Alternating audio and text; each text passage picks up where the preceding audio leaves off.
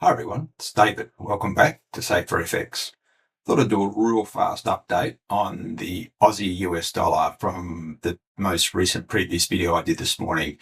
We're trading Asian session. It's Thursday, the 9th of October, 2025.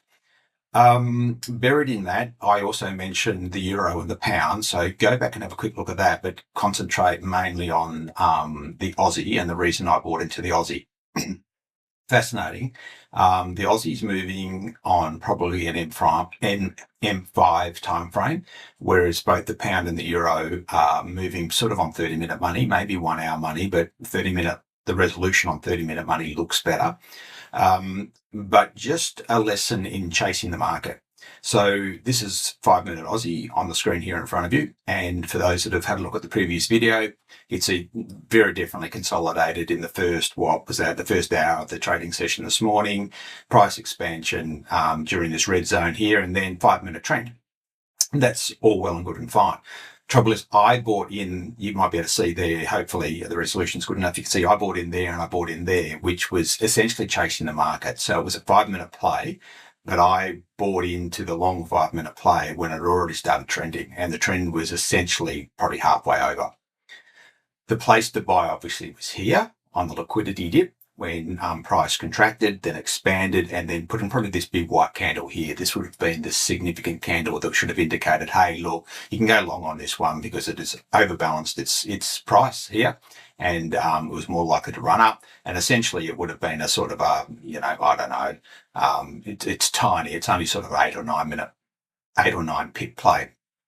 However, just to illustrate, so I've held this original position. I've snuck the stop losses up because essentially what's happening now, we've got another setup.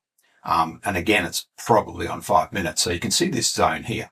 So that within the actual previous 5-minute trend, we've got another setup. So this price then contracted here, price has expanded, it's come back down. And very interestingly, where it's expanded to at this point in time, it's where I bought from the previous occasion, but it would have been the buy opportunity in this 5-minute setup. Showing a bit of black here now, notwithstanding. So price still needs to go through 65,900, 65,950, pretty hard on a 5-minute basis to prove that this is another setup, and then obviously trend higher from here. But it's just a great example of chasing the market when I shouldn't have done, and buying into particularly 5-minute and the slower trends, because you just got no room to move unless you reduce your risk enormously. So the position size is a lot smaller.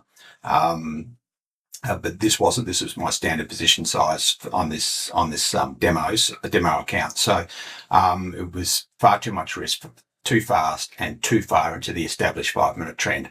I basically shouldn't have bought it. I've only just been saved by the fact that I do think that even on bigger money, you can go back and have a look. If you look at H4, I actually do think that the Aussie is building for a run higher anyway, but that's on 4-hour money. And there's nothing to say that 15-minute money or 5-minute money, although we will move in accordance with the 4-hour money, ultimately won't simply just retrace on itself and, take out liquidity before it does eventually move higher anyway. So it's all a bit touch and go. Even on 15-minute, it doesn't quite make enough sense. 5 minutes, the best resolution that I can get on this one in terms of the way it's moving.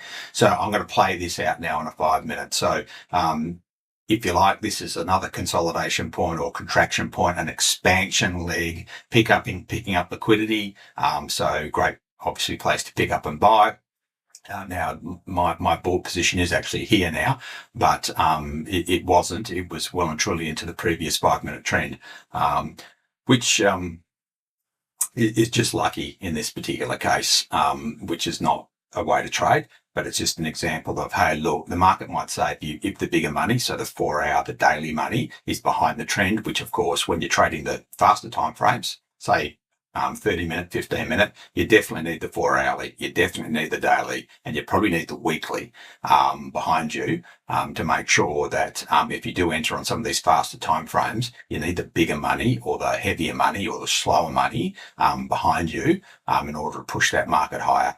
So this is moving okay now. This big white candle here, obviously very supportive in terms of, hey, look, this is another point of contraction and expansion. Doesn't mean it won't keep expanding either side of this value here.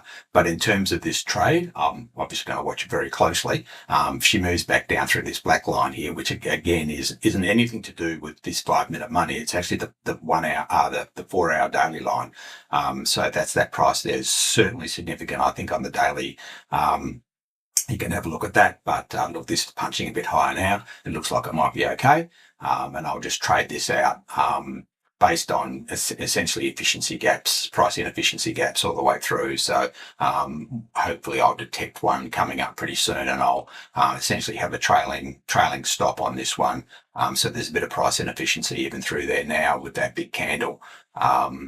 But in a minute, it's so close, and the spreads are wide at this point, down on 5 minute money. So I'll leave the stop loss where it is, and I'll just manage this one manually, and let's just see what we can get out of it. But it's just a 5 minute play.